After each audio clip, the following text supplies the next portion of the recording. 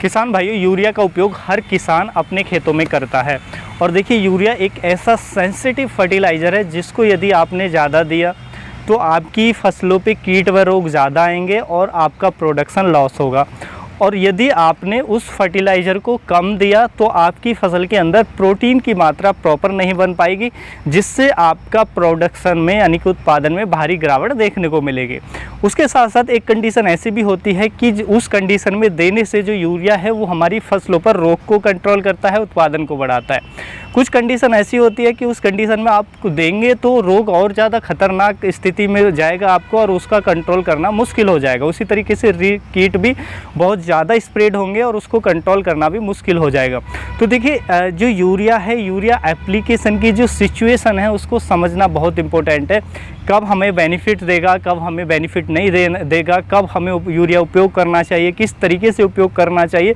तो कंडीशन को समझते हुए, अपने खेत की अपनी फसल की कंडीशन को समझते हुए यदि आप यूरिया का एप्लीकेशन करते हैं, सही समय पर सही टाइम पे देते हैं, जहाँ ज़रूरत नहीं है, जहाँ नुकसान दे सकता है वहाँ आप बच सकते हैं, तो आपको बहुत अच्छा बेनिफिट देखने को मिलेगा। तो देखिए, यूरिया एप्लीकेशन के बारे में डिटेल में समझने वाले हैं।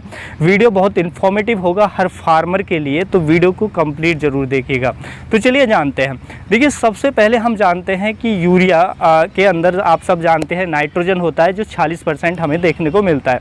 एक किसान साथी ने हमें कमेंट किया था कि जो यूरिया है वो लोकल नकली मिलता है, यानी कि डुप्लीकेट यूरिया भी मार्केट में मिलता है, तो कैसे आइडेंटिफाई करें। तो पहचान करना बहुत सिंपल है। तो कि आप उस यूरिया को हाथ में पकड़ कर देखेंगे तो वो हल्का ठंडा फील होता है, या उसको आप पानी में घोलेंगे तो भी वो हल्का, जो हमारा सॉल्यूशन है तो वो भी ठंडा फील होगा, तो आप समझ सकते हैं कि यूरिया ओरिजिनल है। तो इस तरीके से आसानी से पहचान कर सकते हैं। देखिए, यूरिया को कब देना चाहिए, कब नहीं देना चाहिए। देखिए, अभी आप जान रहे हैं, आपको पता है रेनी सीजन चल रहा है, बारिश बहुत ज़्यादा हो रही है।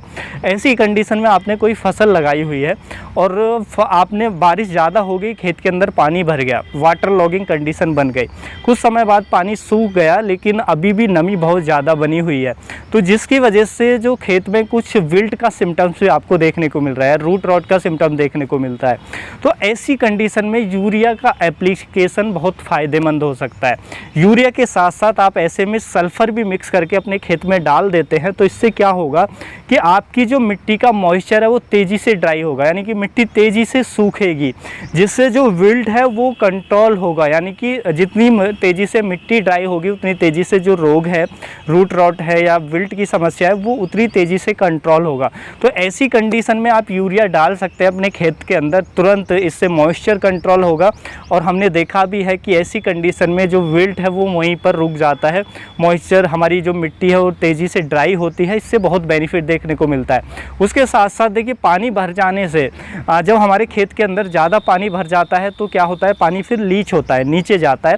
तो पानी के साथ जो सबसे ज़्यादा लॉस होता है वो होता है नाइट्रोजन का, क्योंकि नाइट्रोजन बहुत ज़्यादा सॉल्युबल होता है पानी के अंदर, हाईली सॉल्युबल होता है, तो पानी के साथ घुल करके लीच कर जाता है, जिससे नाइट्रोजन की कमी हो जाती है खेत में। तो ऐसे में देने से हमें बेनिफिट होता है कि हमारा रोग भी कंट्रोल होता है, फसल हमें हरी भरी देखने को मिलती है, ग्रीनिश देखने को मिलती है और प्रोडक्शन बेहतर होता है। तो इस कंडीशन में आप यूरिया और उसके साथ सल्फ़र मिक्स करके आप यूज कर सकते हैं, अपने खेत में डाल सकते हैं, स्प्रेड कर सकते हैं। गीली मिट्टी में ही आप डाल देंगे ऊपर से, तो मिट्टी ड्राई होगी और बेनिफिट आपको देखने को मिलेगा। और देखिए, और दूसरी कंडीशन की, मान लीजिए आपके खेत के अंदर रोगों का अटैक अभी ज़्यादा देखने को मिल रहा है, अदर रोग आ रहे हैं, कोई रोग आ रहे हैं या कीट ज़्यादा आ रहे हैं, तो उसका अटैक देखने को मिल रहा है, तो ऐसे में यूरिया एप्लीकेशन आपको नुकसान दे सकता है। यानी कि कोई रोग का अटैक है, पत्तियों पर किसी डिजीज़ का अटैक दिख रहा है, या हमारी फसलों पर जो कीट है वो ज़्यादा दिख रहा है, ऐसे में यदि आप यूरिया डाल देते हैं तो फिर जो रोग है या कीट है वो बहुत तेज़ी से फैलेगा और उसको कंट्रोल करना मुश्किल हो जाएगा। तो ऐसे में आपको यूरिया एप्लीकेशन नहीं करना है। यूरिया से आप जानते हैं कीट व रोग ज़्यादा अटैक करते हैं, तो ऐसे में यूरिया एप्लीकेशन से आपको बचना है। उसके बजाय आपको क्या करना है कि यदि मान लीजिए आपकी फसल में कमी भी दिख रही है, कि नाइट्रोजन की कमी दिख रही है और साथ में किसी रोग का भी अटैक है, कीट का भी अटैक है, तो अब क्या करें। तो ऐसी कंडीशन में या तो आप NPK 19-19-19 फर्टिलाइज़र ले सकते हैं, या NPK 20-20-20 फर्टिलाइज़र ले सकते हैं। देखिए इनके अंदर क्या होता है, 19-19 लेंगे या 20-20 लेंगे तो इनके अंदर नाइट्रोजन भी होता है, फास्फोरस भी होता है, पोटास भी होता है। तीनों तत्व बैलेंस मात्रा में होते हैं और नाइट्रोजन की परसेंटेज भी कम होती है।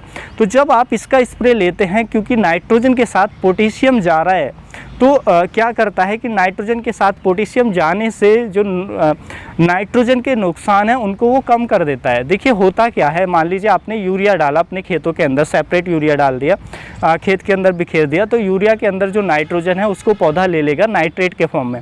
अब नाइट्रेट के फॉर्म में प्लांट पौधा जड़ों के माध्यम से ले लेता है और पत्तियों तक पहुँचा देता है। अगर देखिए पत्तियों के अंदर एक एंजाइम्स होते हैं जिनको हम कहते हैं नाइट्रेट रिडक्टिव एंजाइम।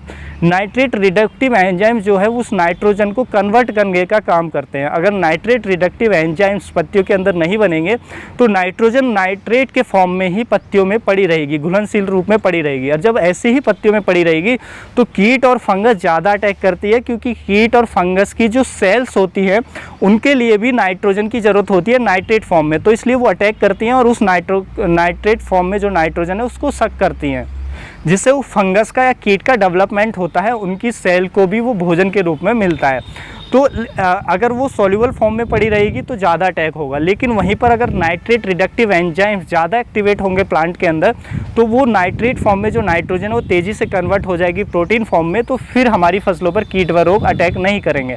और देखिए नाइट्रेट रिडक्टिव एंजाइम जो होते हैं उनको एक्टिवेट होने के लिए ज़रूरत होती है पोटेशियम की, यानी कि जो पोटेशियम है वो अगर उचित मात्रा में है तभी नाइट्रेट रिडक्टिव एंजाइम जो है वो ज़्यादा एक्टिवेट होंगे, सही बैलेंस मात्रा में एक्टिवेट होंगे, जिससे तेज़ी से जो नाइट्रोजन है वो कन्वर्ट होगी। तो इसलिए यदि हम पोटेशियम एप्लीकेशन करते हैं, मान लीजिए आपने नाइट्रोजन ज़्यादा भी दे दिया है और आपको लग रहा है उससे नुकसान हो रहा है, तो आप क्या है हमारा 0050 यानी कि जो पोटेशियम फर्टिलाइज़र है उसका स्प्रे ले सकते हैं, या नाइट्रोजन के साथ आप पोटेशियम फर्टिलाइज़र भी डाल सकते हैं। नाइट्रोजन के साथ पोटेशियम देने से एक तो देखा गया है कि उत्पादन में हमें इंक्रेजमेंट मिलता है, उत्पादन अधिक होता है और कीटों का रोगों का खतरा भी कम हो जाता है। तो ये आपको जो पोटेशियम है वो नाइट्रोजन के नुकसान को कम करने में हेल्प करता है, या हम कह सकते हैं जो पोटेशियम है वो नाइट्रोजन को तेज़ी से कन्वर्ट कर देता है प्रोटीन फॉर्म में, जिससे पौधे स्ट्रांग होते हैं और फिर उस पर कीट व रोग अटैक नहीं करते हैं। तो इस तरीके से आपको पोटेशियम फर्टिलाइज़र देना चाहिए नाइट्रोजन के साथ, यूरिया के साथ, यदि डिफिशियंसी दिख रही है, या आप जो 19-19 NP के फर्टिलाइज़र आते हैं उनका स्प्रे ले सकते हैं यदि डिजीज या रोग का खतरा दिख रहा है।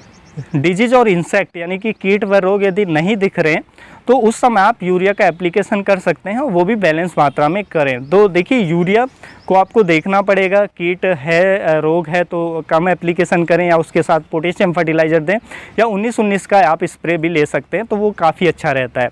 और यदि रोग व कीट नहीं है तो फिर आप यूरिया डाल सकते हैं, वो भी ज़्यादा ना डालें, ज़रूरत से ज़्यादा ना डालें और ज़रूरत से कम भी ना डालें, क्योंकि दोनों ही नुकसान देता है। ज़्यादा होगा तो भी नुकसान देगा, कीट रोगों का खतरा बढ़ेगा, कम होगा प्रोटीन फॉर्मेशन कम होगा फसल के अंदर, और प्रोटीन कम होने से सीधा असर जो जैसा मैंने बताया कि प्रोडक्शन में देखने को मिलता है। तो यूरिया का एप्लीकेशन आपको बहुत सोच समझ के करना है, और उम्मीद है जो जानकारी है आज की आपको अच्छी लगी होगी। जानकारी अच्छी लगी वीडियो को लाइक करें, ज़्यादा से ज़्यादा शेयर करें ताकि और फार्मर तक भी ये इन्फॉर्मेशन पहुंच सके। मिलूंगा मैं आपको एक और नई वीडियो में नई जानकारी के साथ, तब तक के लिए आप अपना ख्याल रखें। धन्यवाद।